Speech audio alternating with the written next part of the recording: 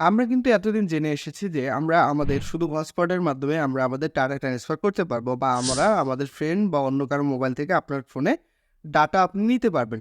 কিন্তু আপনি যে ব্লুটুথের মাধ্যমে এখন থেকে আপনি ডাটা আপনার মোবাইলে নিতে পারবেন, এটি কিন্তু আপনারা অনেকে জানেন না। তো আজকে এটি আমি দেখিয়ে দেবো কিভাবে আপনারা ব্লুটুথের মাধ্যমে আপনাদের অন্যের ফোন থেকে আপনাদের ফোনে ডাটা শেয়ার করতে হবে। চলুন দেখে আসি। তো আমরা প্রথমে যে কাজটি করব, আমরা আমাদের ফোনের ডাটা এবং মোবাইল ডাটা এবং আমাদের ব্লুটুথটি অন করে নেব। নেওয়ার পরে আমরা সেটিংস অপশনে যাব। গিয়ে আমরা কানেকশন অ্যান্ড শেয়ারিং অপশনে ক্লিক করে দিব। কানেকশন অ্যান্ড শেয়ারিং অপশনে ক্লিক করে ভিতরে যাব, যে এখানে দেখতে পারবেন যে আপনারা পার্সোনাল হটস্পট করে দেওয়ার পরে এখানে দেখবেন ব্লুটুথ টেথারিং অপশন রয়েছে।